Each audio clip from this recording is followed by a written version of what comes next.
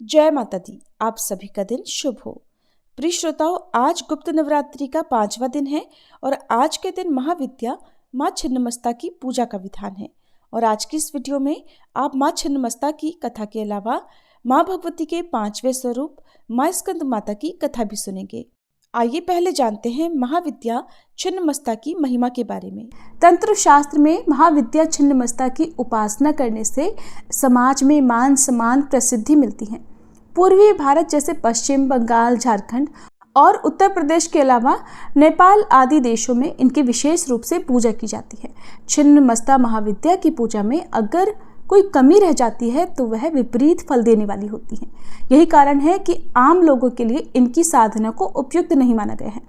देवी छिन्नमस्ता की पूजा करने से मनुष्य को समाज में सम्मान और प्रतिष्ठा मिलती है, साथ ही सुख और समृद्धि का वरदान भी मिलता है। देवी अपने साधक को ज्ञान, समृद्धि, विजय, स्वास्थ्य और धन का आशीर्वाद देती हैं। महाविद्या छिन्नमस्ता की पूजा उन लोगों के लिए बहुत प्रभावशाली है जो बांझपन या ऋण से संबंधित या यौन रोग से संबंधित समस्याओं का सामना कर रहे हैं। माँ छिन्नमस्ता की पूजा व्यावसायिक हानि से उबरने में भी सहायता करती है। माँ छिन्नमस्ता की पूजा करने से समृद्धि, स्थिरता और लंबे जीवन के साथ साथ और भी अनगिनत लाभ होते हैं। देवी छिन्नमस्ता को माता चिंतपूर्णी का स्वरूप माना गया है। शिव पुराण और मार्कंडेय पुराण में इस बात का वर्णन मिलता है कि देवी छिन्नमस्ता ने राक्षसों का संहार कर देवताओं को उनसे मुक्त कराया था। देवी छिन्नमस्ता चिंतपूर्णी माँ का स्वरूप है, इसलिए इनकी पूजा कई अर्थों में उनके भक्तों के लिए फलदायी होती है। चिंता को हर कर देवी अपने भक्तों के सभी संकटों को भी दूर करती हैं, साथ ही सभी प्रकार की सिद्धियां भी प्रदान करती हैं। देवी का इसलिए व्रत करना और उनका विधि विधान से पूजन करना बहुत ही शुभ फलदायी रहता है। माँ छिन्नमस्ता अपने गले में हड्डियों की माला धारण करती हैं। उनके कंधे पर यज्ञोपवीत है। देवी छिन्नमस्ता की नाभि में योनि चक्र पाया जाता है। देवी की आराधना गुप्त नवरात्रि के अलावा दीपावली के दिन से करना बहुत शुभ माना जाता है। इनकी पूजा शुक्रवार के दिन भी की जाती है। माँ के प्रादुर्भाव की कथा इस प्रकार है कि एक बार भगवती भवानी अपनी सहचरी जया और विजया के साथ मंदाकिनी में स्नान करने के लिए गईं। स्नान करने के बाद भूख से पीड़ित होकर वे कृष्ण वर्ण की हो गईं। उस समय उनकी सहचरियों ने भी उनसे कुछ भोजन करने के लिए मांगा।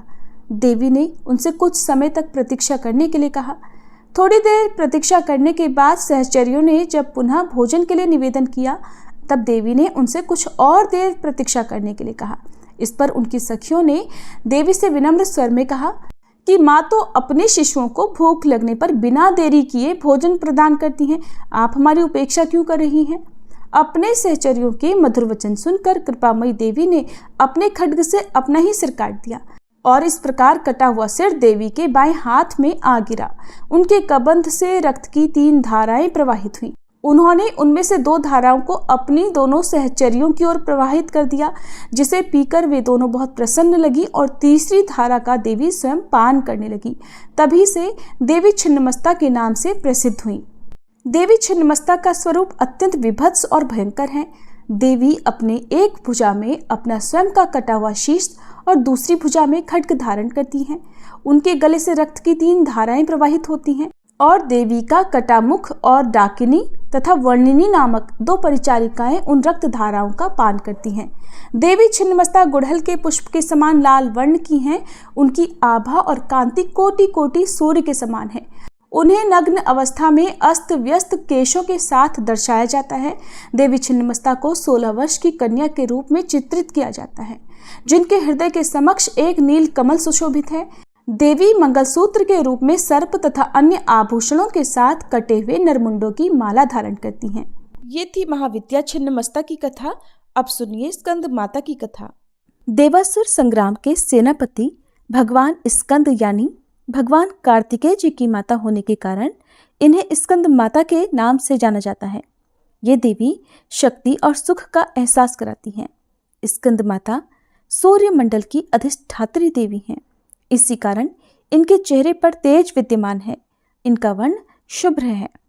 भगवान स्कंद को बाल रूप में गोद में बिठाए हुए ये देवी वात्सल्य से ओतप्रोत हैं। माँ की उपासना के साथ ही भगवान स्कंद की उपासना स्वयं ही पूर्ण हो जाती है, क्योंकि भगवान बाल स्वरूप में सदा ही अपनी माँ की गोद में विराजते रहते हैं। भव सागर के दुखों से मुक्ति पाने के लिए इससे दूसरा सुलभ साधन कोई नहीं है। स्कंद माता कमल के आसन पर विराजमान रहती हैं, इसलिए इन्हें पद्मासना देवी भी कहते हैं। इनका वाहन भी सिंह है। इन्हें कल्याणकारी शक्ति की अधिष्ठात्री भी कहा जाता है। इन देवी की 4 भुजाएं हैं। दाईं तरफ की ऊपर वाली भुजा से इन्होंने भगवान स्कंद को गोद में पकड़ा हुआ है। नीचे वाली भुजा में कमल का पुष्प धारण किया हुआ है। बाईं तरफ ऊपर वाली भुजा में वर मुद्रा में है और नीचे वाली भुजा में कमल का पुष्प है। देवासुर संग्राम में तारकासुर नाम के दैत्य का वध करने के लिए ही भगवान स्कंद की उत्पत्ति हुई थी। प्राचीन कथा के अनुसार कार्तिकेय जी का जन्म भगवान शिव और देवी पार्वती से दूर सरकंडे के एक वन में हुआ था। उस बालक के 6 मुख थे।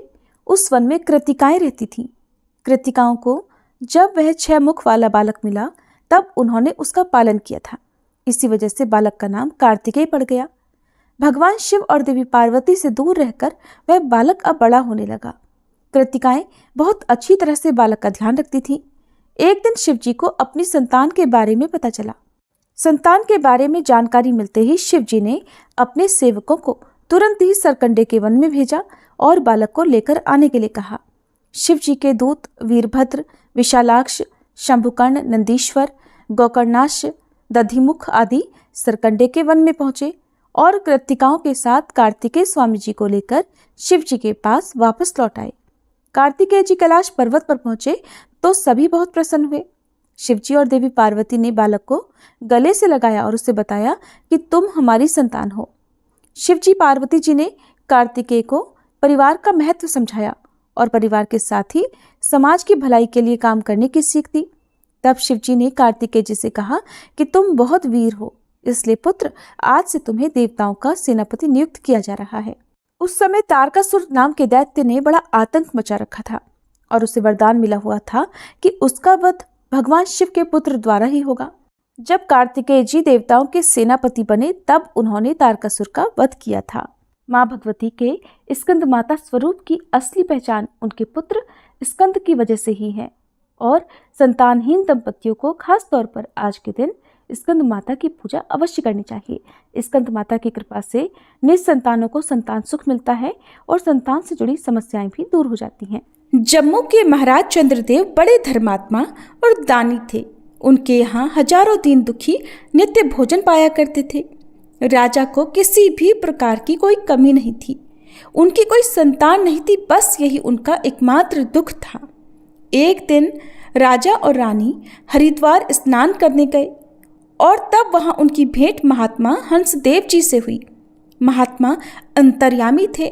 वे राजा के दुख को जानकर कहने लगे, राजन, अगर तुम चंडी देवी का यज्ञ करो तो तुम्हें संतान प्राप्त हो सकती है। महात्मा जी की आज्ञा मानकर वापस आकर राजा ने चंडी देवी के प्रति यज्ञ करवाया। माँ चंडी की कृपा से उन्हें उसी साल एक कन्या प्राप्त हुई। उसका नाम चंद्रभागा रखा गया। दूसरे ही वर्ष उनके एक पुत्र भी हो गया जिसका नाम चंद्रशील रखा गया। कन्या के युवा होने पर उसका विवाह महेशपुर के राजकुमार के साथ करवा दिया गया। कुछ समय के बाद राजकुमार चंद्रशील का विवाह भी था तो महात्मा हंसदेव जी भी जम्मू पधारे। वहां उन्होंने राजकुमारी चंद्रभागा का ललाट देखकर कहा कि 7वें दिन ही ये विधवा हो जाएगी। इस पर तो सब संबंधी महात्मा जी के चरणों में गिरकर उपाय पूछने लगे। हंसदेव जी ने कहा, यहाँ त्रिकूट पर्वत पर माता वैष्णो देवी का निवास है। अगर उनकी कृपा हो जाए तो मृत्यु टल सकती है। ठीक 1 सप्ताह बाद ही राजकुमार शांताकार के सिर पर पेड़ की डाल गिरने से उनकी मृत्यु हो गई और इस प्रकार अकाल मृत्यु के कारण चारों ओर शोक फैल गया। तब चंद्रभागा ने प्रण लिया कि जब तक वैष्णो देवी उसके पति को पुनर्जीवित नहीं कर देती वह भोजन नहीं करेगी। इसके बाद उसने पति के शव को भी सुरक्षित रखवा दिया। निराहार व्रत करते हुए चंद्रभागा को 9 दिन बीत गए। 10वें दिन देवी ने प्रसन्न होकर दर्शन दिए और वर मांगने को कहा। चंद्रभागा ने कहा कि माँ, पति के बिना मैं कोई वर मांगने को कदापि तैयार नहीं हो सकती। मुझे और कुछ नहीं चाहिए। इस पर देवी ने शांताकार को पुनर्जीवित कर दिया। तो चंद्रभागा ने वर मांगा कि युगों तक देवी उन्हीं के राज्य में निवास करें और अपनी कृपा दृष्टि सदैव बनाए रखें। तब माता ने तथास्तु कहकर ये वर दे दिया और इसी कारण से आज भी भारतीय नारियां घर में जौ बोती हैं और 9 दिन व्रत रखकर अपने सुहाग की मंगल कामना करती हैं। इन 9 दिनों को नवरात्रि कहते हैं। इसमें तीर्थ यात्रा और माँ भगवती के दर्शनों का विशेष फल प्राप्त होता है। माँ भगवती की एक और कथा के अनुसार एक समय लीलाधारी शंकर देवी सती के साथ नंदीश्वर पर बैठे त्रिलोकी का भ्रमण कर रहे थे। तो दंडक वन पहुंचने पर भगवान शंकर ने विरह से व्याकुल होकर घूमते हुए रामचंद्र जी को प्रणाम किया था। इस संबंध में कहा जाता है कि एक बार शिव जी अखंड समाधि में लीन थे। बहुत लंबे समय के बाद जब उन्होंने समाधि खोली तब उनके मुख से पहला शब्द राम निकला। भगवती सती ने उसे सुनकर भगवान शिव से पूछा, प्रभु ये राम कौन है जिनका आप स्मरण कर रहे हैं? तब शिव जी ने उत्तर दिया, हे प्रिय, राम ही तो मेरे आराध्य देव हैं। वे साक्षात परब्रह्म हैं। वर्तमान में वह पृथ्वी लोक पर मानव शरीर धारण कर उत्पन्न हुए हैं और अब वह धरती मंडल पर लीला करते विचर रहे हैं। धर्म की स्थापना के लिए ही मेरे प्रभु ने यह अवतार लिया है। मैं तो उन्हीं का स्मरण कर रहा हूँ। ये सुनकर देवी सती के मन में संदेह हुआ कि अगर राम पूर्ण ब्रह्म है तो वह सीता जी के विरह में व्याकुल हो रहे हैं और एक सामान्य मनुष्य का सा व्यवहार क्यों कर रहे हैं? क्यों नहीं वे अपनी पत्नी सीता जी को ऐसे ही खोज लेते? वे तो अपनी दृष्टि मात्र से ही सीता जी के बारे में पता लगा सकते हैं और उन्हें अपने पास बुला सकते हैं। अंतर्यामी भगवान शंकर ने जब देवी सती के मन की ये बात जानी कि श्री राम जी के पूर्ण ब्रह्म होने के बारे में देवी सती के मन में शंका है, तब उन्होंने सती से कहा, हे प्रिय, यदि तुम्हारे मन में किसी भी प्रकार की शंका है तो तुम स्वयं अपनी बुद्धि से परीक्षा ले सकती हो। भोले शंकर से स्वीकृति पाकर देवी सती उस स्थान पर पहुंची जहां श्री रामचंद्र जी सीता जी के विरह में व्याकुल होकर भटक रहे थे। उस समय देवी सती ने सीता जी का रूप धारण कर लिया और सोचा कि यदि रामचंद्र जी उन्हें देखकर भ्रमित हो जाएंगे तो स्पष्ट हो जाएगा कि वे पूर्ण ब्रह्म नहीं है। परंतु देवी सती ने जो सोचा उसका विपरीत हुआ। देवी सीता का रूप धारण करके आती हुई देवी सती को देखकर भगवान श्री राम ने उन्हें दूर से ही प्रणाम किया और कहा, हे माता, आप इस वन में क्यों विचरण कर रही है और भगवान शंकर कहाँ हैं? रामचंद्र जी के मुख से माता शब्द सुनकर देवी अत्यंत लज्जित हुई और इस स्वरूप को त्याग कर शंकर जी के पास वापस लौट आई। भगवान शिव जी भी योग दृष्टि से यह सब कुछ देख रहे थे। जब उन्होंने सती को मात्र तुल्य सीता जी के रूप में देखा तो त्याग दिया। उसी क्षण उनका त्याग कर दिया। देवी सती के मन में घोर पश्चाताप और दुख हुआ, लेकिन अब और हो भी क्या सकता था। भगवान शिव ने देवी सती से कुछ कहा तो नहीं, लेकिन उसके बाद धीरे धीरे देवी सती को भी पता चल गया कि भगवान शिव ने उन्हें पत्नी रूप में त्याग दिया है। अब ये सोचकर वह दुखी रहने लगी। विधाता का विधान। उसी समय दक्ष प्रजापति ने कनखल नामक स्थान पर एक बहुत बड़े भारी यज्ञ का आयोजन किया। यज्ञ में भाग लेने के लिए उन्होंने सभी देवी देवताओं को तो निमंत्रित किया, लेकिन पूर्व द्वेष के कारण भगवान शिव और देवी सती को नहीं बुलाया।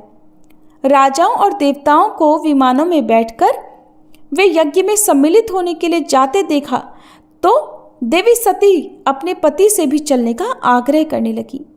भगवान शिव ने बिना निमंत्रण के जाना उचित नहीं समझा। तब देवी सती ने पुनः आग्रह किया और तर्क देने लगी कि पुत्री को अपने पिता और अपने गुरु के यहाँ बिना बुलाए जाने में कोई दोष नहीं। आखिरकार शिव जी ने सती को तो दक्ष के यहाँ जाने की सलाह दे दी, परंतु स्वयं नहीं गए। देवी सती अपने पिता के उत्सव में जाकर सम्मिलित तो हो गई, मगर वहां उनका वैसा आदर नहीं हुआ जैसा कि अन्य निमंत्रित अतिथियों का हो रहा था।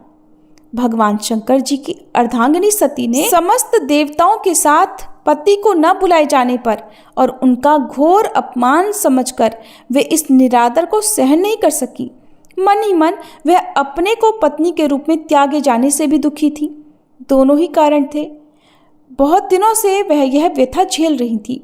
तब वह यज्ञ के समक्ष खड़े होकर क्रोध में आकर कहने लगी, हे पिता, मैंने तुम्हारे शरीर से जन्म लिया और तुमने मेरे पति का अपमान किया है। इस कारण मैं तुमसे उत्पन्न शरीर को भी नहीं रखूंगी। अतः यज्ञ में अपने पति का भाग भी न देखकर तुरंत ही देह त्याग देने का संकल्प कर उसी यज्ञ कुंड में गिरकर अपने प्राणों की आहुति दे दी। और इस प्रकार देवी सती हवन कुंड में कूद पड़ी।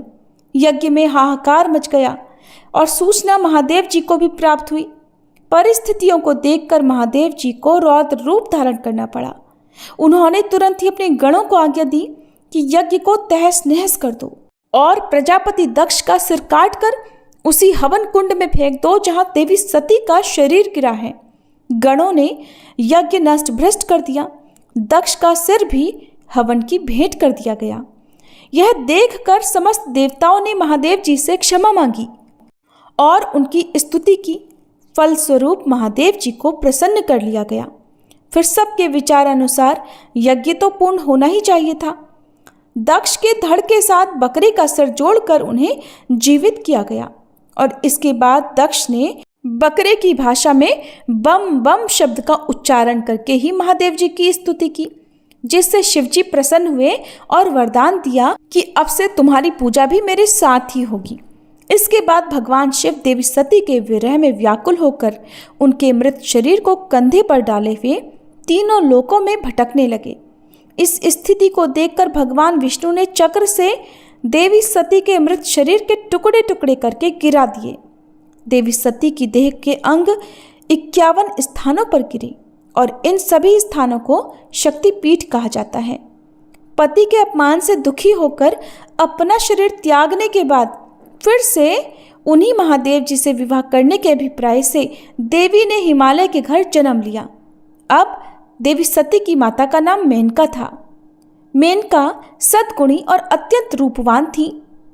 माता के समान ही शरीर का वर्ण उज्जवल होने से उन्हें गौरी और पर्वतराज की कन्या होने के कारण पार्वती कहा जाता।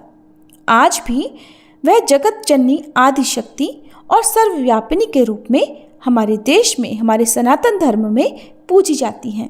सभी प्रेम से बोलिए, देवी सती की जय। जय अम्बे गौरी मैया, जय श्यामा गौरी, तुमको निश दिन ध्यावत, मैया जी को सब दिन मनावत, हरि ब्रह्मा शिवरी।